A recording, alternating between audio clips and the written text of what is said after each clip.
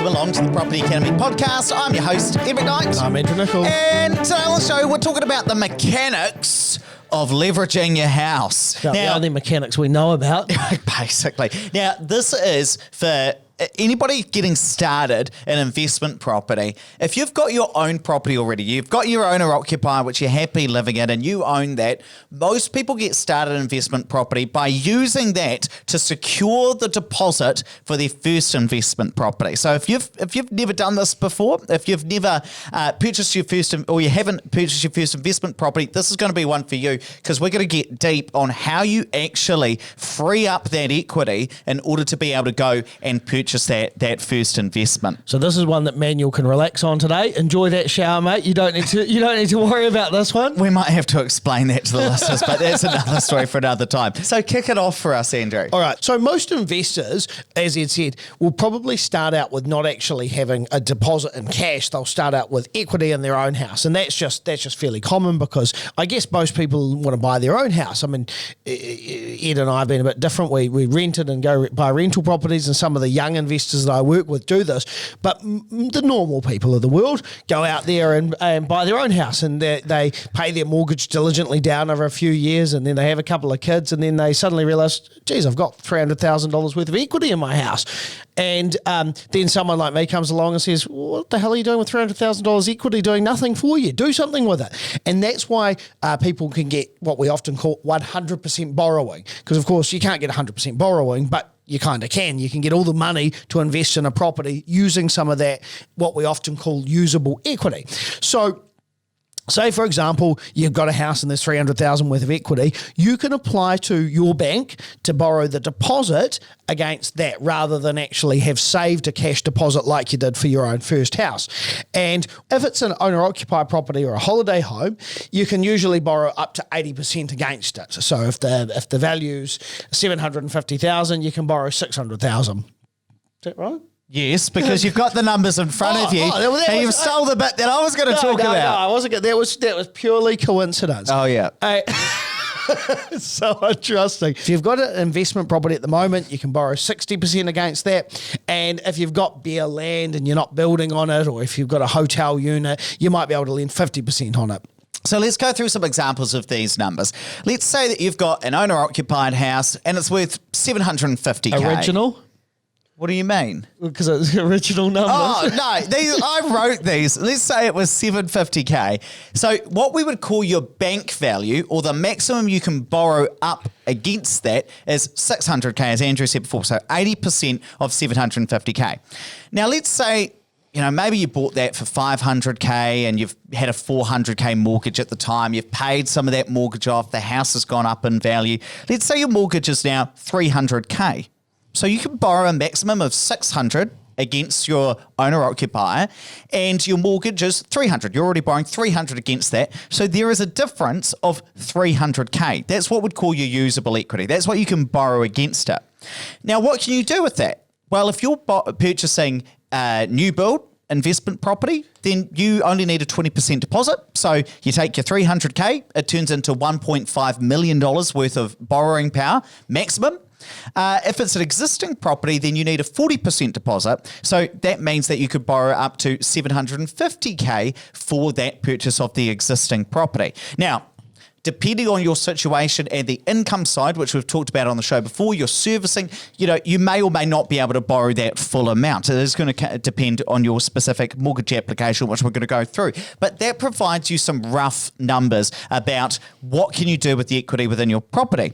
The next question is, well, how do you go about actually freeing this up? And one thing that I want to say is, of course, before we dig into the details of how you actually apply for a mortgage and some of these things, because, of course, there are people who listen to the show who are just starting out and so haven't applied for mortgages before, so it's probably useful to say.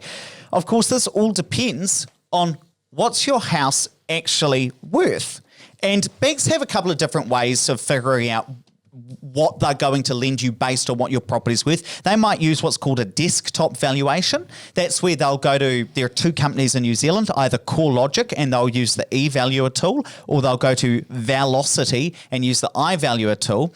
And that's basically, these two companies have a whole heap of algorithms that try and figure out what a property might be worth. And if you're not tight, and I don't mean in terms of, it's not that you don't like to spend money, but it's that there is some room to move within your mortgage application, they might just accept that desktop valuation. But if it's looking tight, if you've only got 100K worth of usable equity based on that e-value, they might get you to do what's called a registered valuation where somebody comes to your property and looks at it and tells you what that's worth. And we're actually going to talk more about that in tomorrow's episode. We've got two really good episodes coming up about getting registered valuations done. But what I want to know now, Andrew, is cool. So how do I actually apply to the bank? I think I've got 300K that I can go and use as a deposit within my house. How do I get it? So often we talk on this show about split banking, which I think is really, really important. And we're not going to cover that again today because you'll get bored if you've heard it all before. So if you haven't heard about that, just go onto our website and you can search split banking. But basically that's where you use two banks. So in the instance that you're going to go down that path and you haven't actually found a property yet that you want to buy as an investment property, what you'll do is maybe set up the deposit facility now. So you're ready to go with your bank. So if you bank with BNZ and you've got your $150,000 worth of usable equity. Well, I can't remember what your number was, but so 300,000 worth of usable equity. You go to BNZ and you tell them, hey, I want to buy a rental property. I don't really know what the numbers are going to look like yet, but it might be a $750,000 rental property getting $650 a week rent. Could I get the deposit set up now? And so what they'll do is they'll process an application for your deposit. And once you're approved for that, you can draw that down as something like a revolving credit facility so that the facility's there and you can take out that money when you do find the right property, or if you're buying an off-plans or you're doing a build, you can take that money out when you require it. But you get that all set up, all approved, ready to go when you've got the need for that money. Now, just to be clear, we are literally talking about having access to 150 or 300K within your banking app. And yes. I always need I know we probably shouldn't have to say this, but it's important because some people, like in my family, they'd probably be like, oh, 200K available. Yeah, that's very good. Let's go buy a boat for 20K. I have had investors that I work with that have done things like this, much to my dismay. So yeah, if you are setting up a facility for a deposit for a rental property, you'll really upset your bank if you go and spend that on a new Aston Martin or something like that. So please don't do that. If you want to buy an Aston Martin, you want to put that on your mortgage, tell the bank that that's what you're doing it for. Always tell the bank the truth. Now, if on the other hand, you've got a house ready to go and you're buying it today, or you're just wanting to do this all with one bank, then you can go to your bank and you can get a pre-approval for that specific property. So you can take the sale and purchase in for a $750,000 property. You can take the rental assessment for $650 a week, and the bank will look at that and give you a pre-approval certificate. So they'll draw down that money when you need it. Again, if you need to pay a deposit now, they'll draw that down, which we'll talk about next, but you can have the facility approved and then you just draw it down when you actually need to settle the property.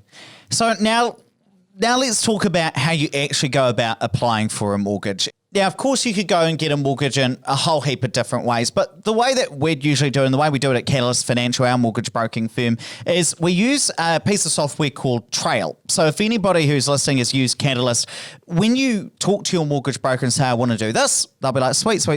We'll send you a link. You get a link, you click it, open it up, and you just start filling out your mortgage application online. And that'd be the same whether it's a bank or depending on maybe your mortgage broker's using a different type of... Yeah, often mortgage broker. So as an ex-mortgage broker, we used to do a form, and it was actually really complicated. Like the form was I remember coming out of the BNZ, and the BNZ application was just a doddle to fill out, whereas the mortgage broking application was terrible. But that was back in the 1980s, mate. It was terrible back then. You'd fax it off to the bank.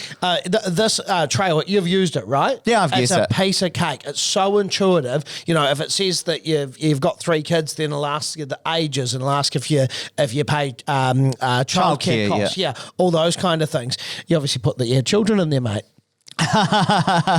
Only the two that I know about. That's a joke, by the way, just in case the bank's listening. There are no kids in there. And would probably say about 30% of mortgage brokers probably use this sort of software, but nonetheless.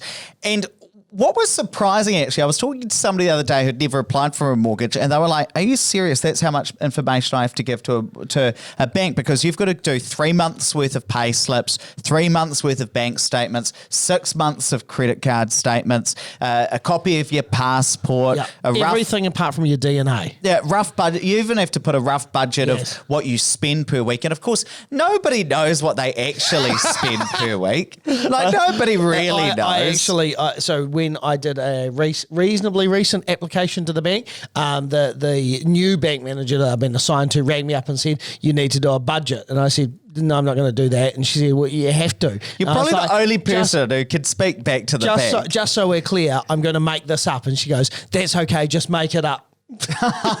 But they need it in order to run it through their calculators. There are minimum assessments, but we won't jump into that. So you put all of this in, and then your mortgage broker puts in the application, and then you wait a bit for an answer from the bank. Just so that we're doing the mortgage brokers justice, they will look at the scenarios available to you. They'll measure up whether or not it meets servicing and LVR requirements with Bank A, and then, maybe Bank B, Bank C. Then they might play around with the numbers and say, okay, well, if we reduced a credit card limit here, it works now at your bank, which is where you've asked to go to, etc.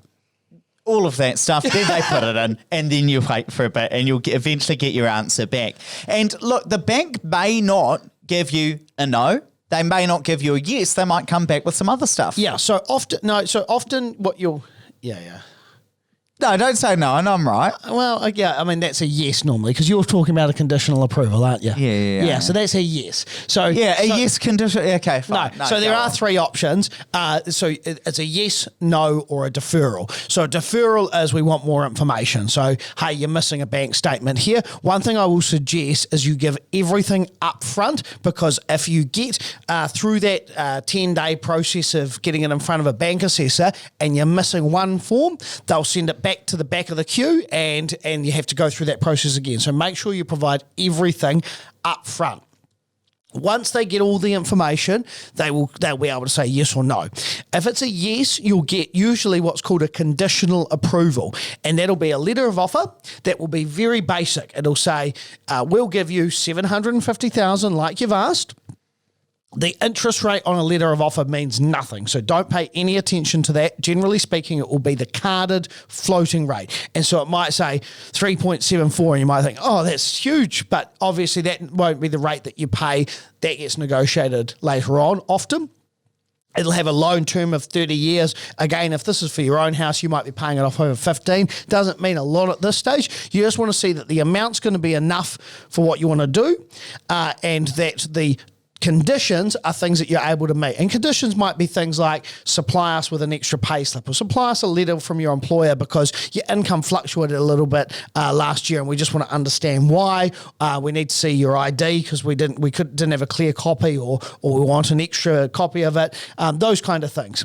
And then if you get a no, what you want to be doing is having a conversation with your mortgage broker of how to turn that into a yes. If not now, then later on down the track. And a couple of other conditions that might come in might be cancelling a credit card or having a registered valuation. Again, we'll talk about more of that tomorrow. And Andrew, just so I'm clear as well, and for all of the first-time investors out there, let's say that you've set up this revolving credit facility, which is like a big overdraft that you're going to take out when you've found the property that you want to purchase.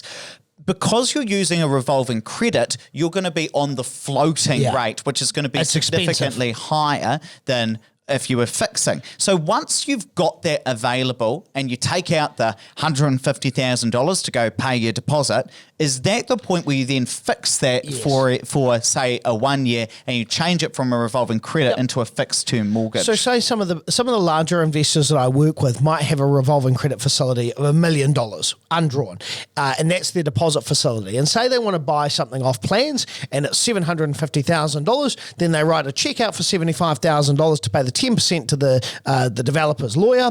That sits in trust account till completion.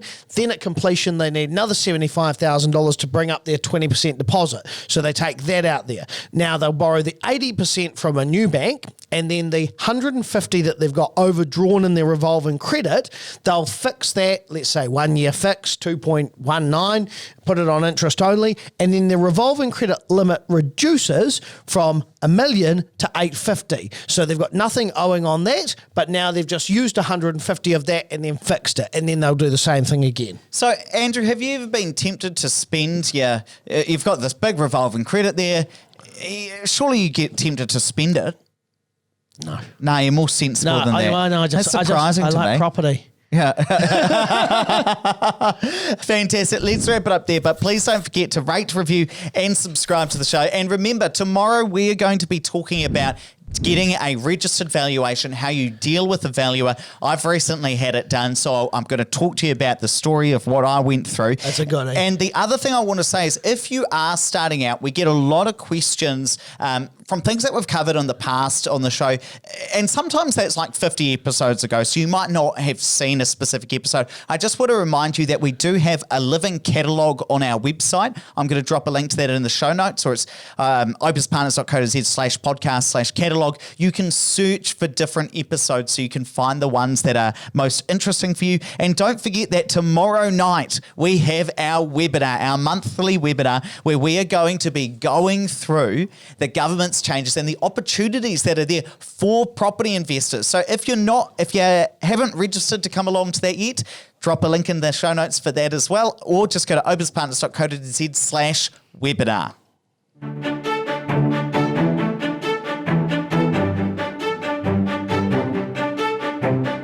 Thanks for listening to the Property Academy podcast. I'm your host, Ed McKnight. I'm Andrew Nichols. And we're going to be back again tomorrow with even more daily strategies, tactics, and insights to help you get the most out of the New Zealand property market. Until next time.